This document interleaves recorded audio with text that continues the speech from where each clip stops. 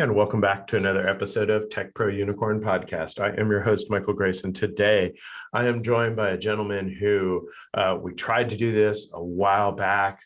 He was sick. I was sick. We canceled. We rescheduled.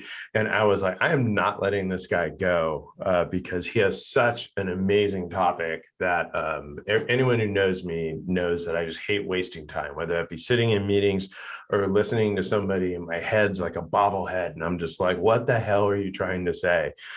So our guest today is Chaney.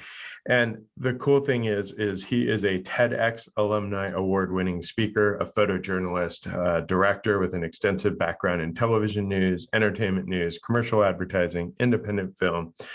He's trained over 100 journalists and photojournalists and worked with everyone from the homeless to the rich and famous. He has a great site, gettothedamnpoint.com. And there is, I just love that, right? I'm like, oh my God, if that is just what I want to say to everybody, get to the damn point. So Lewis, thank you for joining us and allowing me to pursue you and us trying to keep making this work. So it's awesome. Man, I appreciate you trying, man, because we just ran into so many issues. It was like the universe was conspiring. So it almost feels like we're two Marvel superheroes that should never get together because the world's just going to have a problem with us getting together because it conspired so much to keep us apart. I love it. I love it. So what a cool background, right? You've done so many things in your career and then you just kind of were like, get to the damn point is what I want to tell the world. Like, how did you get there to like, this is your platform? It's interesting. With having a background in television news and having a background in television, period, you tell things in a very short period of time. In news particularly, we had a minute and a half to do a story to get everything in there you needed to get the point across. If you went to a producer and you asked for 10 minutes more, it's like you were asking them to give up their firstborn. So you had to get it in. And that was one of the things that's always sort of been ingrained in me is the urgency of the news business. But then when I started into speaking, I realized this could move over and there was some sort of a symbiotic relationship there. I love it.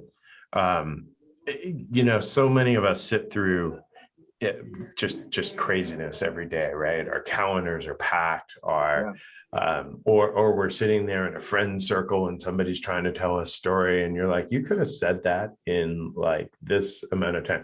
I went to Costa Rica. I met my future wife. We got married. It was great. Instead, it's like some 10-minute journey of waterfalls and jungles and crocodiles. And you're like, what the hell are we talking about here? It's just crazy. So, such a great way to like take a skill and just apply it not only to my job, but like across your life, like teaching people that skill. You know what's interesting? I just posted this the other day on LinkedIn. I'm sure because you in business, you've got your elevator pitch, right? Mm-hmm. Everybody struggles and works on and really hones that 60-second elevator pitch. Maybe they're giving it at a BNI meeting. Maybe they're giving it at a Chamber of Commerce they go to every week or whatever. But what they don't realize is that's your training ground right there. That proves to me that every single one of you know how to get to the damn point.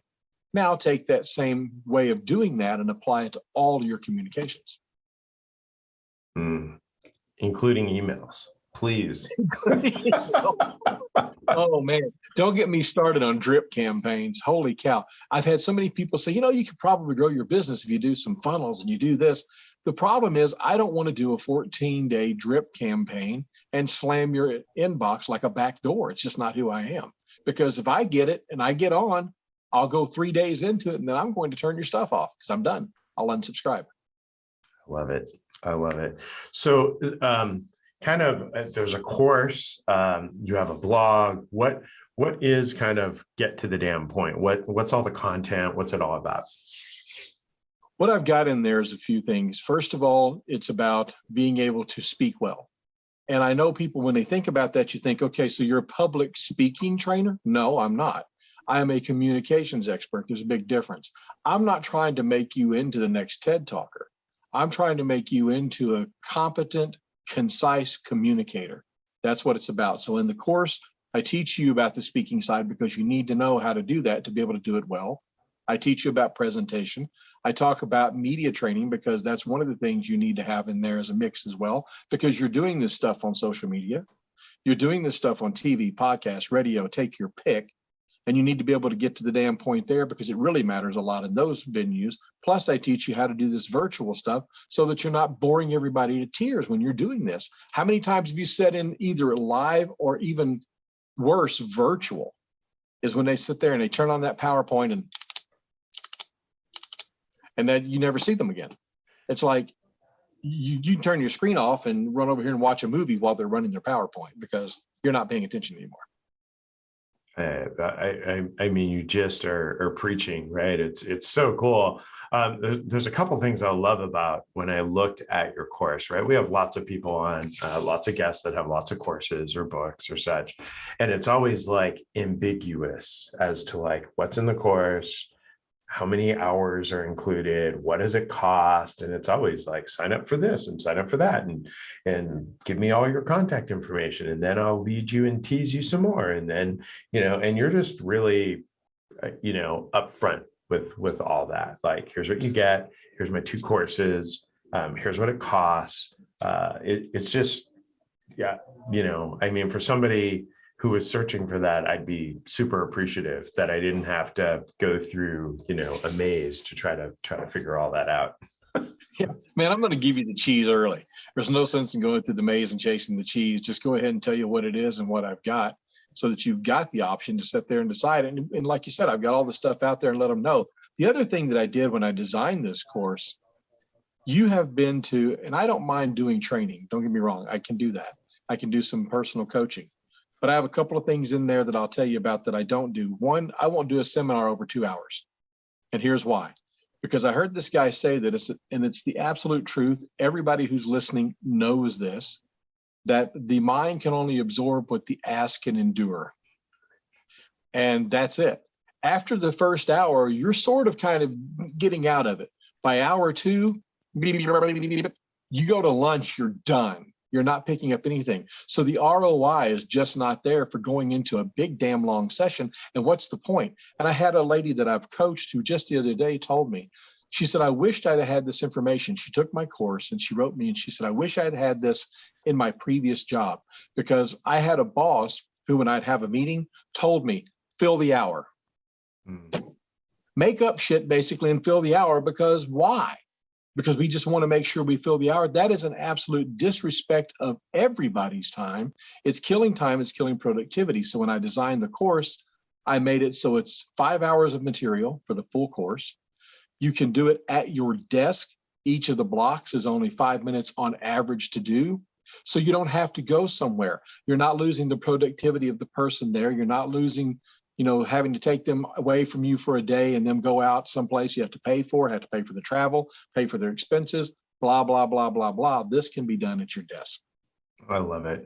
So many companies could benefit, from this. One of the things that when I joined this, my company previous to this, I walk into these big meeting rooms and there's, 20 people in there and I'm the executive that's walking in and I'm like, this meeting is costing me a damn fortune.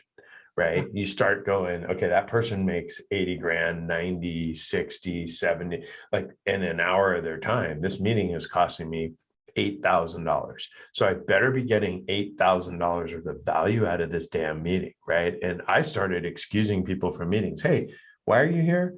Oh, I got just invited to, yeah, goodbye, and just start releasing people because it was crazy. So how does this concept help with like these meetings, and whether they're virtual or in person, right? We all sit on meetings with all these people, and half the time, 50% of the people don't say a damn thing during the entire meeting.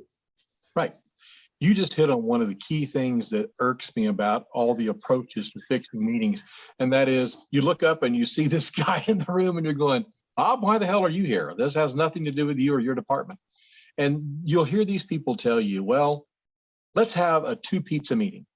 Only enough people in the meeting at 2 pizzas can feed. No. Let's have a standing room only. No. Let's make sure we just invite who needs to be there. Well, duh, that's rule number 1. Well, what happens when you do all of that? Now you've got just who's supposed to be there. They're all standing and they're all eating pizza, but they're still pissed off because the guy in the front has not been taught how to communicate properly. He hasn't been taught how to get to the damn point. I call it the time buffet. We all eat from the same time buffet, dude. And you've got some really gluttonous people in your group who will go up there and eat from it. And as I tell everybody, they eat up your minutes and go back for seconds. These guys are the ones who get up there and they waste their time because they've not been trained. You train, and you're an executive, you've been through training, I'm sure, for this. Mm-hmm. So has middle management. Guess who hasn't been? The rest of your staff. And who's having most of these meetings? Who's presenting to these executives? Your staff. If you trained all of them how to get to the damn point, teach them basic skills, and then beyond basic skills, which is what I've got, because you come out of college, it's not enough. Look it up, you can find it. They're still not being able to be taught how to present at a meeting.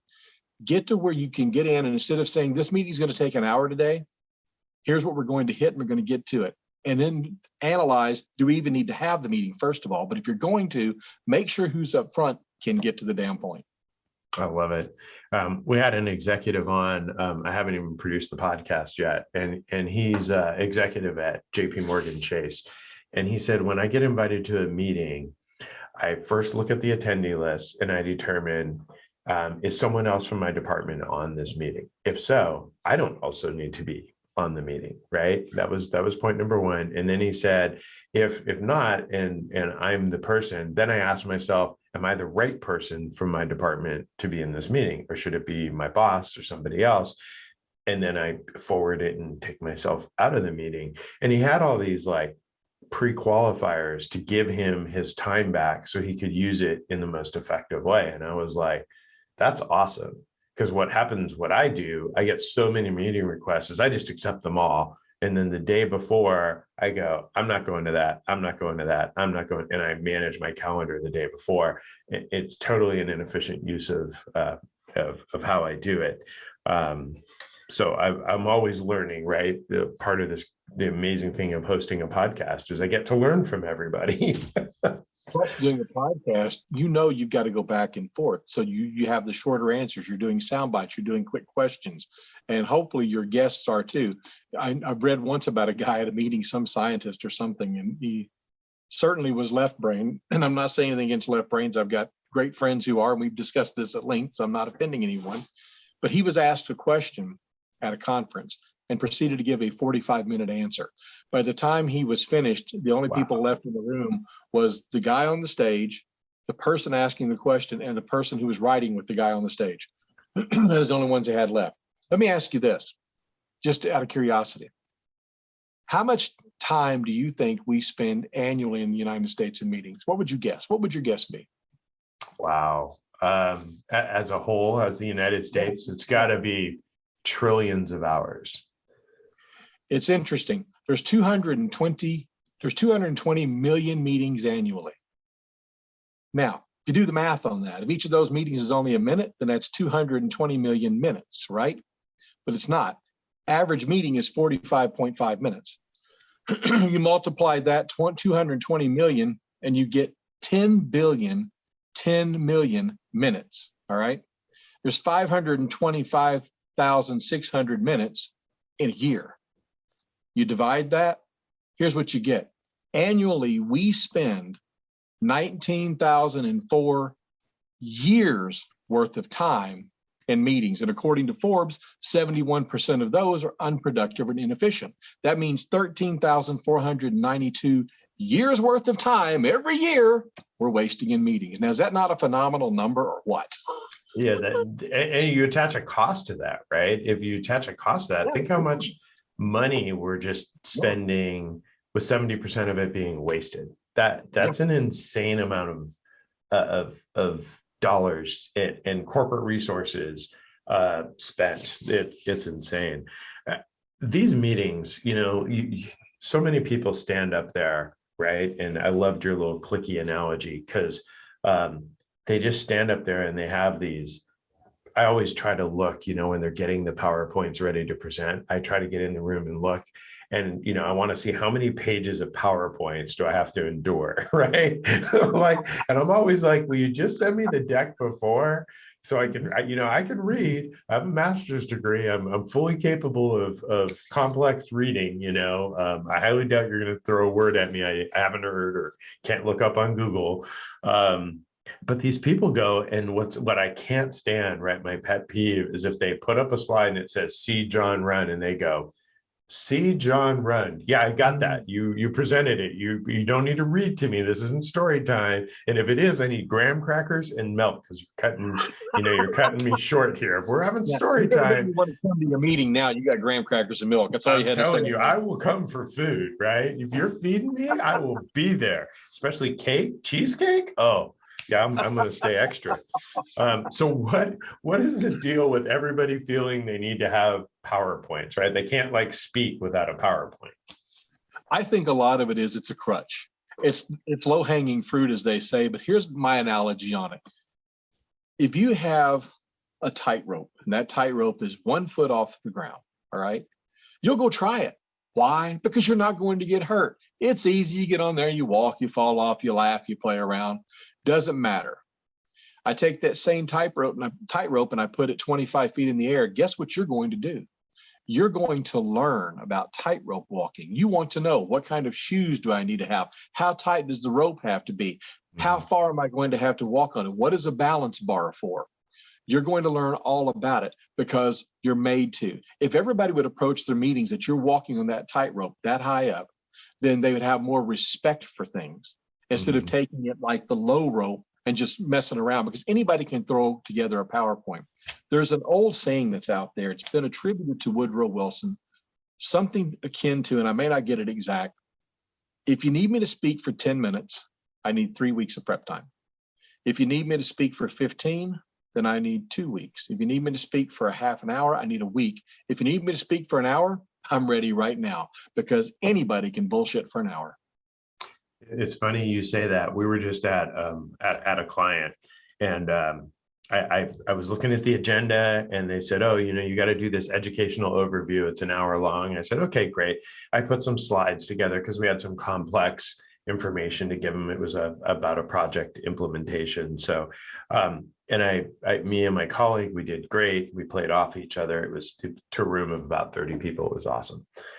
I come off that and I go, "Man, what's next on the agenda?" And they said, the leadership presentation to all the C-level executives of this organization. I said, "Wow, this is going to be good. Who's doing it?" And they said, "You're the executive sponsor." And I was like, "When is it?" And they're like, "Right now. You're 3 minutes late." And I was like, "Oh, well, shit." Right. And I just turned around and walked back out. I'm like, "So," right. And I literally pulled it out of my ass, for lack of a more technical term, and gave them great content. I got applause at the end of the meeting. I was told it was motivational, and I was like, wow. So to your Woodrow Wilson analogy, we can all do it if we have to. It was so exhausting, right? I came off that and I was like, I need a nap. I don't know, but I'm exhausted. That was crazy. Your meetings are sliding back into kindergarten. We're talking about graham crackers, milk, and milk. We're doing great here. Your meetings have got to be a hoot. The interesting thing about that, though, and this is one of the things that I also talk about in the course, and you clearly have done this a lot. You have been trained. The reason you could do that is you got up there, and I would argue that what you did, you didn't bullshit for an hour. You pulled out information you knew, and you know how to control a crowd. You know how to give a presentation correctly, and you did it well by taking information that you had and prove that you didn't have to have a PowerPoint. You didn't have to have a slide deck to rely on.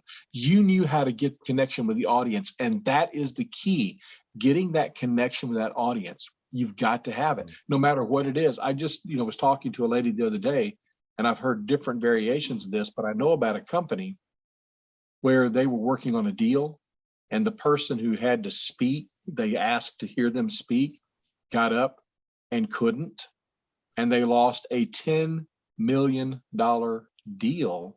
Wow. Because the person couldn't speak well.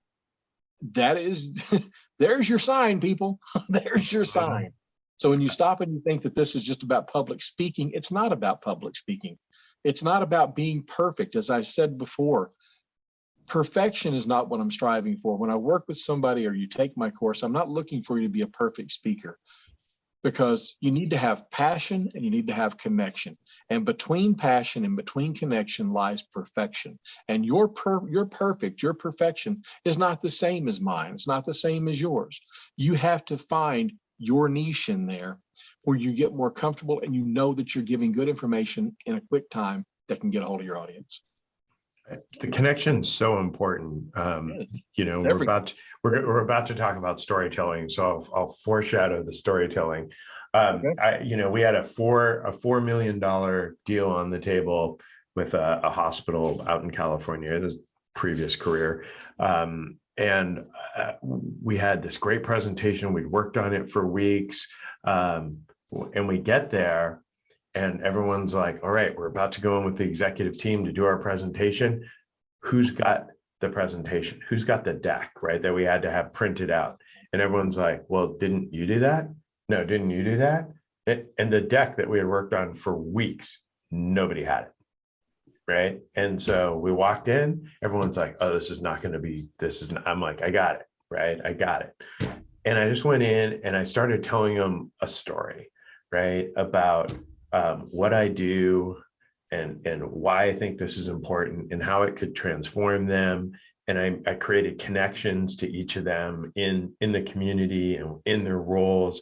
And at the end, they just kind of sat there and they were like, this is exactly what I wanted. And so it isn't about the crutch of what's in the deck and all of our quals and whatever. It was about the ability that I had to go, you're the CHRO of a children's hospital, right? What's important to you? And let's talk about that. And how do I help bring it to life with this technology, right? And they were like, oh, you just related to everyone in the room, right? So creating those connections is so important. But I did it not by a PowerPoint or a deck. I did it by storytelling. Yep. And how important is storytelling? I'm going to show you. Let me find something here I've got behind me. I've been working on some stuff the last few days. And one of the things that I'm incorporating into what I'm teaching people, I'm a huge movie buff, okay? And the way I look at things with storytelling is, Steve Jobs said the storyteller is the most important person on the planet because they set the values and the agenda for generations to come, right? Mm. When you talk about storytelling, go home at the end of the day, you tell a story about your day. If you didn't have stories, you don't have music, you don't have movies, you don't have books, you don't have anything. If you look at the Bible itself, for those of you out there, if you take all the stories out of the Bible, you have 2 covers left because it's all stories. Yeah. Storytelling, there are still cultures out there that hand down the stories of their culture. And that's how it's a living, breathing embodiment of history. But for me with movies, I pulled this out and I'm just going to throw this out there. Shawshank Redemption to me is the best film ever made. Wow. Because it's perfect in its execution of everything. And what's interesting is what I've got here, this book is the script. It's actually the script of the film. And when I talk about this to people, I tell them, you have to treat it like a movie. 10 minutes into a movie, the standard is, 10 minutes going in, whether or not you're going to like the movie. You've got about 10 seconds to get them as an audience member. You've got to relate and connect. And what you did that was awesome is you came out and you gave a story. And that story connected, and you get what we call Me Too moments, where you see people in the audience going, yeah, because they can connect to that. When I did my TED Talk, I came out on the stage, and the first thing I told was a story, because I knew I wanted to pull people into it. And because the story I was telling was about my mother dying of cancer, I've got people because they either know somebody who's died from cancer, they've heard about somebody dying from cancer, or they've dealt with it personally. Right. So when I sit here and I do this, the audience they're hanging on every word. Stories are absolutely crucial to everything you do. That's one of the key things I talk about. It's also my background. I've told tens of thousands of them. And I know that stories connect to people. And that's how human beings interconnect. It's the fabric of people. I love it because some people come up and they'll say, you're such a storyteller. And they mean it like in a funny kind of playful way. And I just love that compliment, right? And I always tell them like, thank you. And they're like, oh, like, and I'm like, to me, that's just it's so cool, right? Because sometimes you're talking to entertain and engage and interact. Stories work great for that. Sometimes, your communication style needs to change and you need to be, more direct. Performance reviews come to mind. I don't know why that comes to mind, right? Probably not the place, especially if you're giving a negative performance review, to be like, let me tell you a story. You're probably a little more direct and concise and targeted, but oftentimes storytelling can come in there too. I had an employee who wasn't performing, and he told me a story, and he's like, I always wanted to work on cars. I always wanted to be an auto mechanic. And I'm like, then why are you working in tech? And he's like, I don't know. It's just kind of where I wound up. And so we went on a journey. I said, use this job for what it is, man. Do the base bare minimum and go take your ACSE certification courses and become a mechanic and work on cars. And he did. And he looked back and said, man, that was awesome, that journey that we went on together. And you allowed me to feed my family while I was building to what I wanted to do to be happy. But, we sat there and he told me a story and I listened and I was like, how do I participate in your story, right? How do I bring that to life for you? Stories are so cool. Another thing there too on that is people, and this is something else that I'd said in my TED, is people think my stories don't matter. Who am I? I promise your story matters to somebody. Mm-hmm. You may tell a story and you may not even think it's anything worthwhile, and it's something that's so moving to that person that it changes their complete way of thinking. It may make a major change in their life because you're telling a story. They're like, well, okay, maybe I can do something too, or it inspires them in some way. So storytelling does so much more than just, as an entertainment tool. And it can be used to clarify a point, to make a point, to use as an example of something. You can use it to decide, do I want to tell a story that makes them laugh? Do I want to tell a story that makes them cry? Do I want to tell a story that gives them a little fear? What is it you're trying to achieve? What emotions are you trying to connect to? And stories are how you get there. Stories are the ticket to get to people's emotions. I love it. It's so true. When you go below stories, right? Stories are made up of words, and words, oftentimes, right? There's words that you can just tell, like these are not good words, right? Like I jokingly, my audience is going to hate this, right? I always cringe when somebody says moist, whether they're talking about cake or whatever. That word in the English language, for some reason, just sets people off. And you're like, oh, it's a really moist cake. And people are like, don't use that word. And you're like, I'm talking about cake. What is wrong with the word moist? It's in the Webster's dictionary, for God's sakes. So when some people use word, what maybe are some words that are killer words, or words that either are good words and inspire, or bad words, and words are so powerful. Words are incredibly powerful, and I think when you're really trying to get things narrowed down, when you get up there and you do just basically fly by the seat of your pants, I'll go in tomorrow to that meeting and I'll wing it. You did it because you're a trained professional to do it. Many aren't, and that's where Dunning-Kruger comes in. They think they are. But they'll get up there and they'll try to wing it, and it won't matter what the words are. It's when you start getting down to the nitty-gritty and trying to get something in 5 minutes, 10 minutes, 15 minutes long, you have a window there.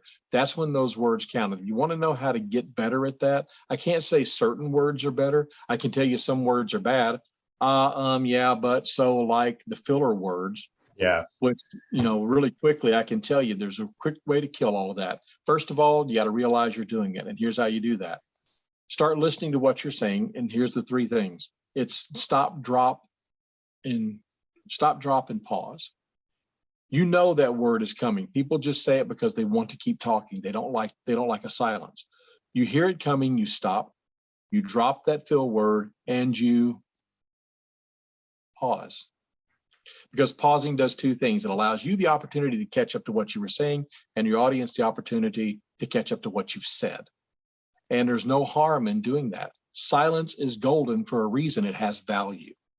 You don't have to sit here and do all that. So those are the bad words. But as far as the good words go, look at history, look at quotes, look at famous quotes from people. Just recently, not to get political, I'm not going to get into the side of that, but recently with Zelensky, who just said, I don't need a ride, I need more ammo.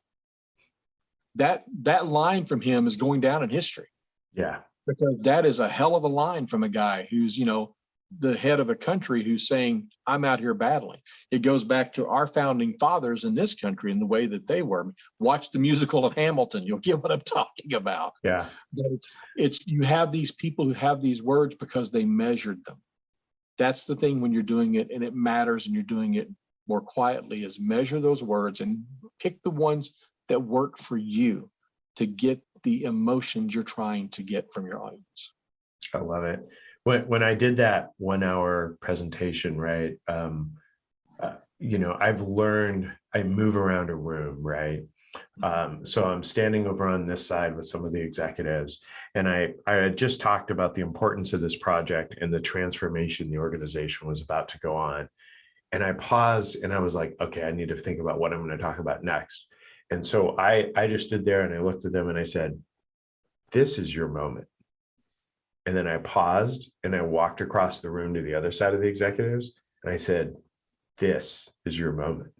And they were all like, oh my God, this is our moment, right? And I was like, oh, I'm glad that worked.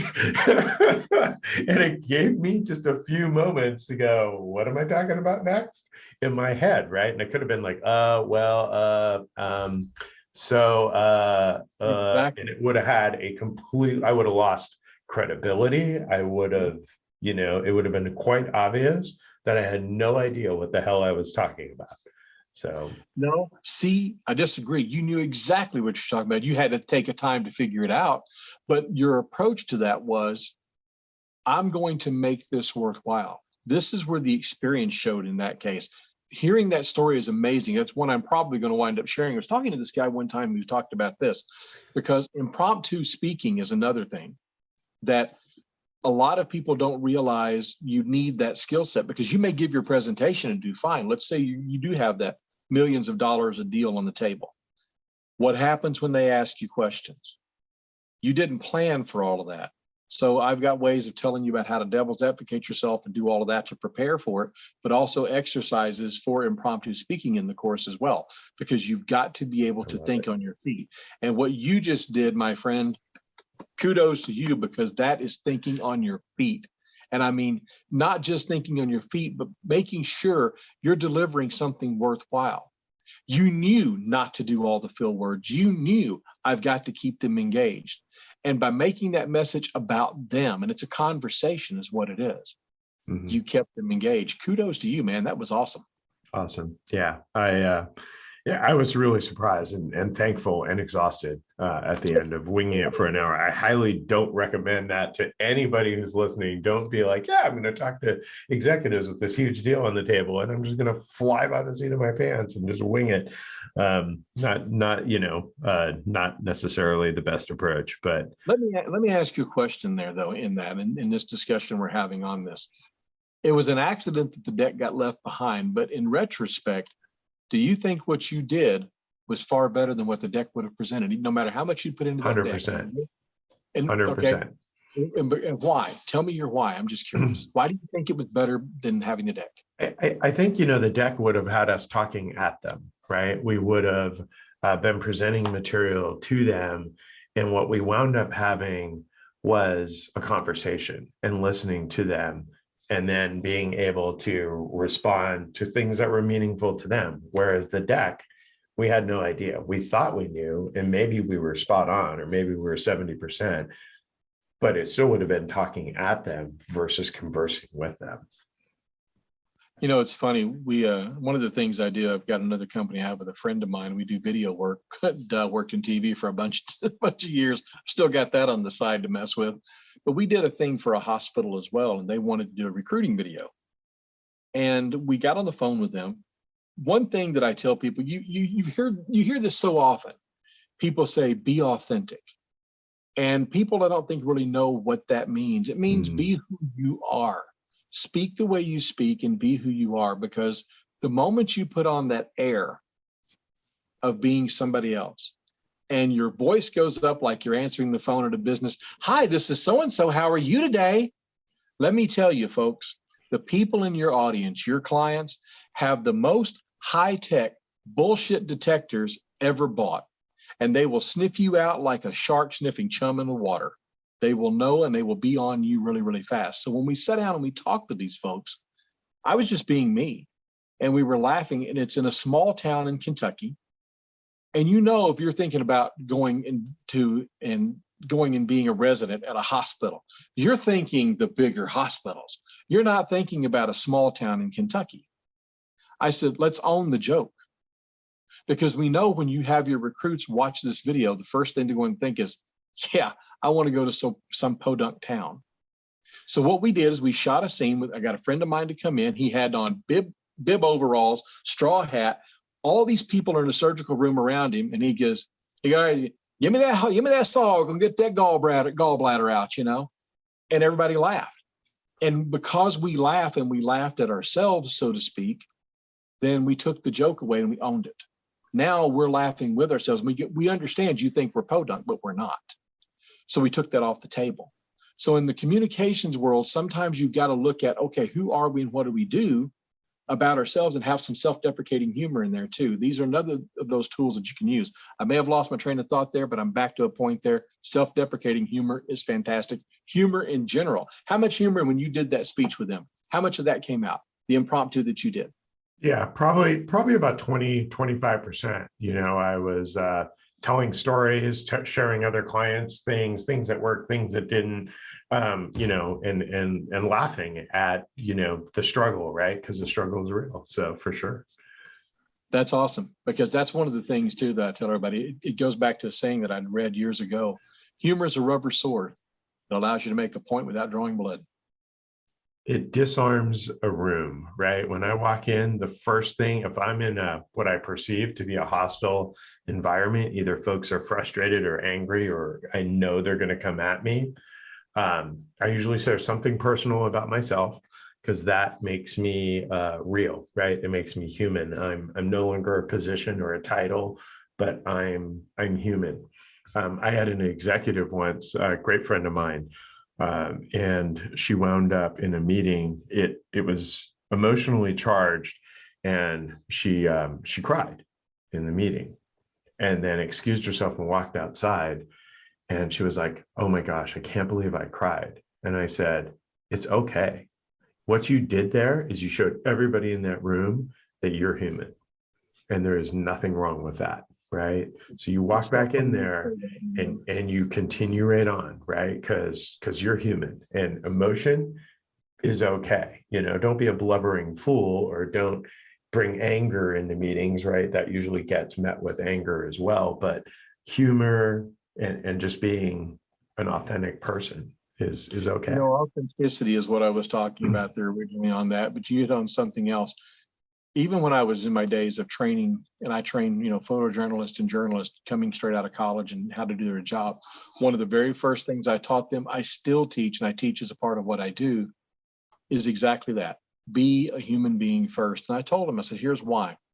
You don't want to show up at a fire where some woman just had her child die, stick a mic in her face and go, "How do you feel?" How the hell do you think she feels right now? Be compassionate, put yourself in their shoes, be a human being first.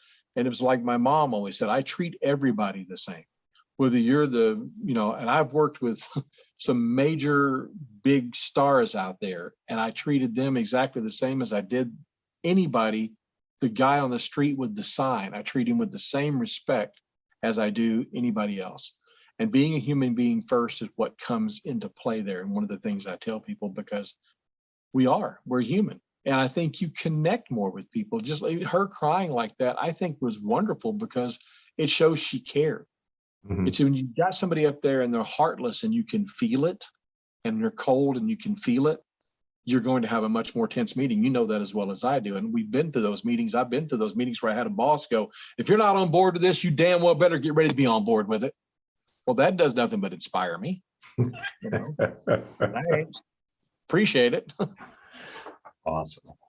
The only caution that I have for folks, when folks are in those delicate situations, sometimes people have the need to say, "Oh, I can relate," or "I understand." And when they're in those critical moments, unless you have a story to back that up, that's personal to you, that you endured the similar thing that they did, that is a dangerous play, because oftentimes they call you on it. Really? How do you understand what I'm going through? And you're like, "Oh, I just mean, I see you in pain, and I'm trying to, and you're in a really slippery slope, right? Don't sympathize in that exact way unless you have that story to tell, and if you do, you can bond so tightly at that moment with that person, but you better be pretty spot on with a story to relate. It's again, back to authenticity, but you talked about her crying. I just saw an article. Matter of fact, I posted it on LinkedIn, and it was talking about, those things, top 5 this, top 10 that, whatever. And this article is about top 5 soft skills you need to have to be better in your job and all of this. One of them, of course, communications, which most always makes the list. But then another one below that was vulnerability. And when I talk to people about doing stuff, again, to make them a better presenter, you've got to be vulnerable. It goes back to what Stephen King said. Eventually it all gets in, and I think the more vulnerable you are, and I'm not saying weak, there's a difference, a huge difference between being weak and being vulnerable. When you relate to people and show that you are a human, that you are vulnerable, that you experience some of the same things they do, it's going to make you connected far more than coming up there and dropping that shield and I'm the boss and here's what we're going to do and blah, blah, blah. Another example of that, when I left the TV station, we'd gotten bought out, and a lot of us were basically being fired, essentially, when they blended 2 stations. We have people sitting in this newsroom who are trying to figure out where their next meal is going to come from, what's their next job going to be when this thing plays out at a certain date. And we had one of the bosses come in, and he's lamenting to us about the fact that, well, I've got this condo in Florida, and I'm going to have to sell it for $200,000. I'd like to get more out of it. I'm going, could you be more of a jackass? You're walking into a room full of people who, some of those people are doing good to make $30,000 a year. And you're lamenting over, well, I've got a condo I've got a problem with in Florida. Keep that to yourself, because that's not going to endear you to anyone, because he's not showing his vulnerability. He's not showing anything that's empathetic or sympathetic to the people that's working for him. So if you want to have a better relation with your employees, keep that stuff separate. I love it. Yeah, to me, that's situational awareness, right? Prior military. And read the room. Yeah, you walk in, like the first thing I do in any situation, right? And it's just being trained in the military, right? Is I scan, right? Like, who are my friends? Who are my enemies, right? Not enemies in a combative sense, but who's hostile to me, and what commonalities, what bridges can I build, right? And you're doing this in seconds. You're just like, okay. When I turned around to look at that leadership team, I was like, who's making eye contact with me? Who wants to be here? Who doesn't want to be here? What can I say that, is a CHRO? Okay, she's a, later career, I'll be kind to her, mid-50s, female. What's relevant to her in like her stage of her career that I can talk about? And I'm analyzing every aspect of that room while talking, which is harder. And then situational awareness, and then, okay, this is an executive team. So I don't need to talk about processing and shit down at the entry level, the doer level. I need to be strategic. I need to, talk at a higher level, and changing your message to the audience and making it relatable, right? What you just talked about was really, I'd sum it up as like situational awareness. Just be aware of where you are, who's around you, and guide what you're about to say. Don't say stupid shit. Well, and again, it goes back to, by doing that, you connect. Another hat that I wear, and I have several, is I'm also a professional mentalist and magician. and I work a gig at a restaurant because I love it. Why? I can be in the worst mood, go in there, dude, come out, I'm happy as a lark. I love Because it. it's anti-news stuff. I get to make people happy and make them smile. But I read tables every freaking night, dude. I can look at a table and tell, are they interested in what I'm doing or not? And I have tested this theory over and over again. I'll walk up to a table I know doesn't want me just to make sure I'm right. I want them to shut me down just so I can go, yes, my radar is still working. So yeah, it comes in being able to read the room. If you're walking in with your message and like you said, the level of thinking that you're talking about with that crowd, know who you're talking to, know how you've got to communicate with them, and do it as authentically as you can. I love it. Well, Lewis, so many cool messages out on his site, gettothedamnpoint.com, which is possibly like the best damn URL that's out there. I love it. I love it. You can see the 12 modules that are out there. We talked a little bit about meetings, module 12, right? How to apply this to meetings. There's all kinds of the power of storytelling, module 2, which we talked about. So we kind of danced around some of the content, which is awesome. So I just appreciate you taking the time and sticking with me while we get this scheduled for you to be a guest, to put this information out, to the listeners, but also for just bringing this forward, right? And to try to help and get people better trained so they don't waste everyone's time, whether it be in their corporate setting or in their personal lives. If we were all just much more concise. You had a great saying on the website, and it was, I'm going to scroll, for those of you looking, and I'm looking away, and it was how to say less and be heard more. And I was like, wow, that is just right. If you speak, what was it? Speak less and carry a big stick or something like that. But in this case, instead of clubbing people, speak less, and people are more likely to listen to you when you do speak. Well, think about the world we're in right now. We're in a YouTube world, man. We're TikTok, even worse, TikTok world now, where everything's done in 30 seconds, And one of the things I enjoy is not only doing this with just the course, but being able to go out as a speaker and do this. And in that hour of time, they bring me on stage to say, hey, here's where your problems lie. Here's some tips to get started on it. I love being able to give anybody the information that I can in any way that I can, because that's what I want to do. I want to rid the world of bad meetings and a bunch of crap and get to the point. That's what I'm all about, dude. Get to the damn point. I love it. I love it. Well, thank you, Lewis. Appreciate you being on the podcast. Thank you so much. I appreciate it.